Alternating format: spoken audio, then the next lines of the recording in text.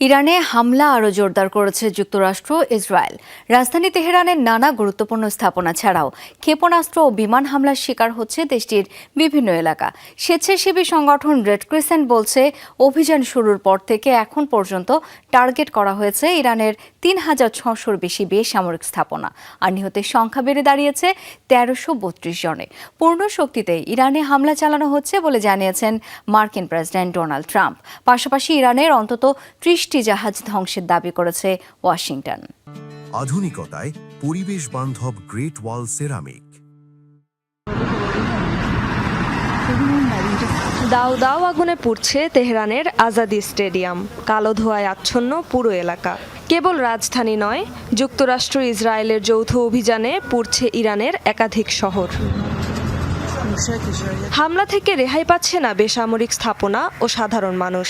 ইরানের red crescent society জানিয়েছে, 7 দিনে ক্ষতিগ্রস্ত হয়েছে ৩৬০০-র বেশি নাগরিক স্থাপনা, যার মধ্যে রয়েছে ৩,০০০-এর বেশি বাড়ি। এছাড়াও আক্রমণের শিকার বাণিজ্য ও সেবা কেন্দ্র, হাসপাতাল ও স্কুল। বিমান হামলার শিকার তেহরানের একটি মিলিটারি একাডেমি ও তেহরান বিশ্ববিদ্যালয়ের আশেপাশের এলাকা। ইসরায়েলের মিসাইল হামলার শিকার লোরেস্তান প্রদেশের একটি শহর। ফার্স প্রদেশের সিরাজ শহরেও হয়েছে আক্রমণ। এসব হামলায় হতাহত হয়েছে অনেকে।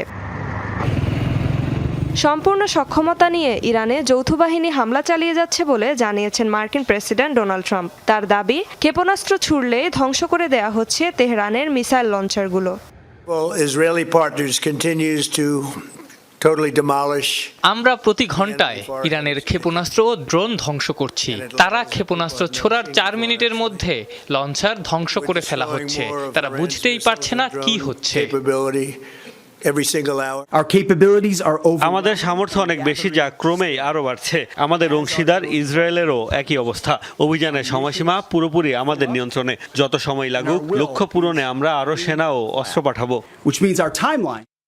অভিযান শুরুর পর থেকে এখন পর্যন্ত ইরানের অন্তত 30টি জাহাজ ধ্বংসের দাবি মার্কিন বাহিনীর।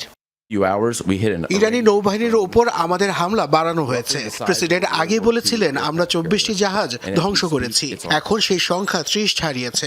আমরা শুধু তাদের যুদ্ধাস্ত্র ধ্বংস করছি না, ক্ষেপণাস্ত্র বানানোর সক্ষমতাও শেষ করার চেষ্টা করছি। ইরানের বিমান বাহিনীর সক্ষমতা পুরোপুরি ধ্বংসের দাবি করেছে ওয়াশিংটন। মার্কিন প্রেসিডেন্টের দাবি, ইরানে এখন আর কোনো বিমান বাহিনী বা আকাশ প্রতিরক্ষা নেই। রেজবানা সাইমা, যমুনা নিউজ।